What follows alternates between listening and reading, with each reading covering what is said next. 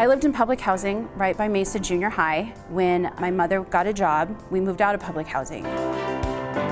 And it was then that I realized the gap between the kids that live in public housing and the kids that didn't.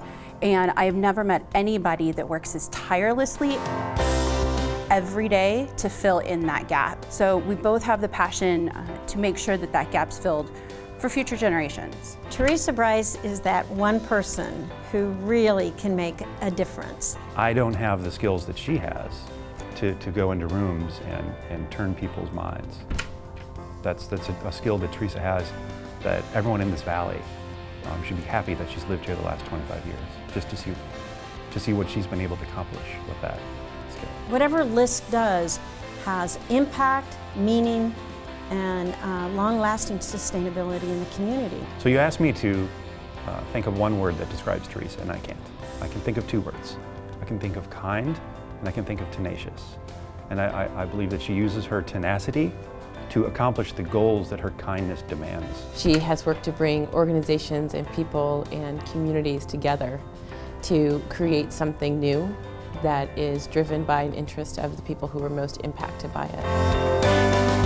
In Arizona, we have the disposable house. People move every 3 years, which doesn't help create a community. Teresa wants to make sure that you can stay in the neighborhood you grew up in, you can raise your kids in the neighborhood you grew up in, and you can really build a neighborhood and a community.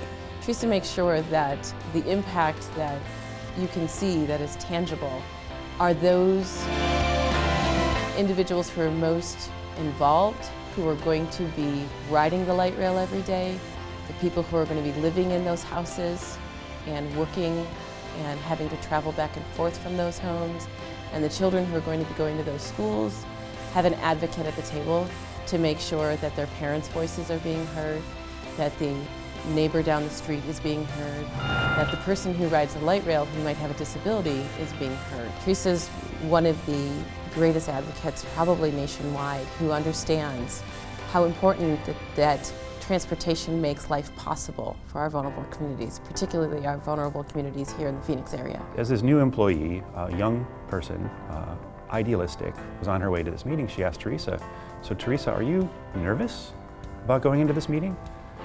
And Teresa says, "No, I'm not nervous. I know what their concerns are. I know where their anger comes from. And since I already know where that anger is coming from, I have no need to be nervous. I'm just going in to help them find the solutions that they need." I can really relate to why Teresa has decided to retire and spend more time with her family and her grandchildren. I'm a grandmother too, and I know what she's looking forward to and how she's going to be doing a new stage of her life, spending more time with her family. I'm going to miss her, but I know she won't be quiet very long. I don't think that I would be as successful or love my job as much as I do if I hadn't had her as my first boss at LISC. Teresa's really fun and quirky, and if you really get to know her, she's a blast to be around. It's exciting to have this new chapter.